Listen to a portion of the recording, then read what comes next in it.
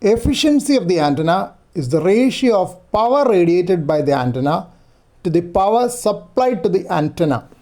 Antennas can be very simple dipole antennas or very complex designs like stacked Yagi-Uda antennas or cross Yagis for LEO satellite operations. Either way, their basic function is to convert electrical signals to electromagnetic waves and vice versa, depending on whether it is used for transmission, reception or both. This is the combination 40 10 meter dipole antenna which I have mounted on a fiberglass pole. The length of the pole is 24 feet. It's on the first floor terrace.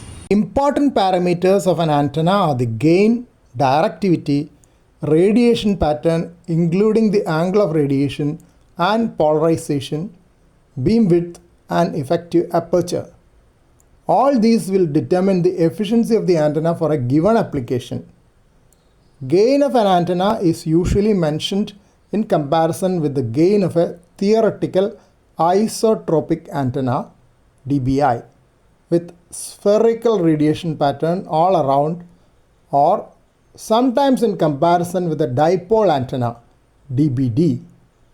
Gain of the antenna will be equal to the product of efficiency and directivity of the antenna. Directivity of the antenna is usually mentioned in terms of its front to back ratio.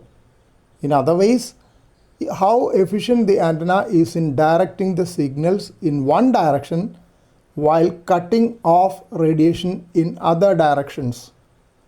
High directivity will usually be associated with high gain and low beam width.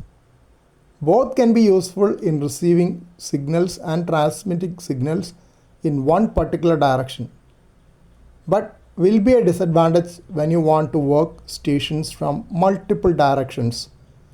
Then an antenna rotator will be needed to point the antenna in the direction of the station. For a point-to-point contact, that will be highly efficient. But if you are conducting a net, this can be a great disadvantage. Same is the case of repeaters. In both instances, we will go for an omnidirectional antenna. Omnidirectional antenna gain can be increased by having more vertically stacked elements with appropriate phasing coils in between. This is my CP22E antenna. You can see a phasing coil between the two elements. You can see that the upper element is a bit bent by wear and tear, and this has been mounted on a CPVC pipe, 3 meters of CPVC pipe, again on my first floor terrace. Dipole antennas have dumbbell shaped pattern of radiation to both sides. Radiation is much less along the ends of the dipole antennas. Hence, dipole also has some directivity along its broad side, though it is bidirectional rather than unidirectional. The bidirectional radiation pattern gives the dipole antenna a gain over the theoretical isotropic antenna of 2.15 dBi. That is why when gain is mentioned in comparison with a dipole as dBd, it will be 2.15 lower than dBi. Highly directional antennas like Yagi-Uda antennas have much more gain along the direction from reflector to director elements. Polarization of an antenna represents the orientation of its electric field. Polarization of the antenna is vertical for vertical antennas and horizontal for horizontal antennas. These can be called as linear polarization. For working LEO satellites, antennas with circular polarization is better than those with horizontal or vertical polarization. Cross Yagi is a typical antenna with circular polarization. Another antenna with circular polarization is the turnstile antenna. During construction of these antennas, if the design parameters are not followed exactly, you may end up with an antenna having elliptical polarization instead of circular polarization due to inequality of the pattern in both axes. Gain of an antenna determines how efficiently the antenna radiates electrical power delivered to it. On the receiving side, it determines how efficiently it converts electromagnetic energy received by it to electrical signals for the receiver input. Gain of the antenna is determined not only by its physical structure but also by the surrounding environment. Antenna size, elements, and the dielectric constant of the surrounding medium influence the antenna gain.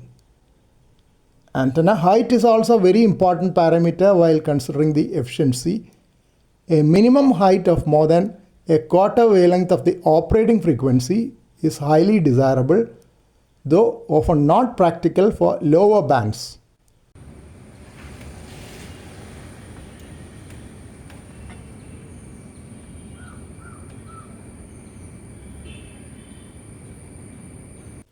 Lower height in relation to wavelengths tends to direct electromagnetic waves towards the sky and is often considered a wasted energy, except in case of NVIS or near vertical incidence sky wave propagation meant for medium distance contacts. Sometimes such antennas are called cloud burners in a lighter mood. Simple way of finding out how efficient your antenna is to try it out on the air, or like proof of the pudding is in the eating.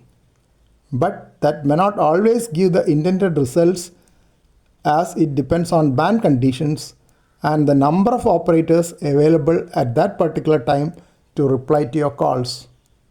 You have to have some basic knowledge about which band is good at the particular time of the day and year, as well as the solar cycle. In general, higher bands perform better during daytime and lower bands better at night. Higher bands perform better when the solar activity is more, and lower bands perform better when the solar activity is lower. That is due to ionospheric reflection properties depending on the level of ionization. There are other ways to find out how your antenna works now. The reverse beacon network, or RBN, can pick up your CQ calls if sent in a machine-like precision. From the RBN stations which are picking up your signals, you can get an idea how well your signal is propagating at the given time. Of course, it will depend on the band conditions at the moment. Another option is to listen multiple web SDRs while calling CQ on the band. In radios with recording facility like FT710, you could transmit a recorded CQ call while listening simultaneously on different web SDRs. Web SDRs are software-defined radios connected to the internet, which can be tuned to different frequencies by different users simultaneously. Different types of web SDRs with varying coverage of amateur radio bands are available online. After enabling break-in, again select message after the function key, and then you have to select the message. Hello CQ, hello CQ. So you can see that the message is being transmitted.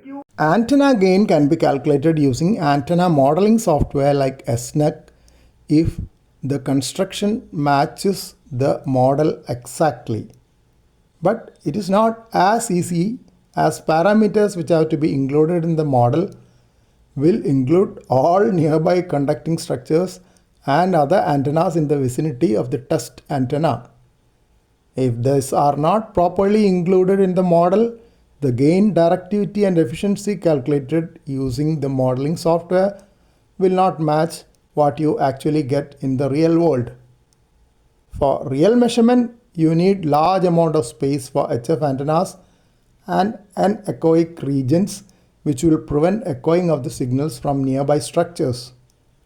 That is not practical at the level of most amateur radio operators. This initial video clip which I had shown is enough to understand the complexity of modeling antennas in antenna softwares. You can see that different antennas are there. 40 meter dipole inverted V, 10 meter dipole, 20-meter unfed antenna, and on one side you have the CP22E antenna for VHF. What is not seen here is a Moxon Yagi, which I had shown in another video clip. All these antennas will interact with each other along with the surrounding structures of the building, electric line, electric pole, and so many things in the neighborhood.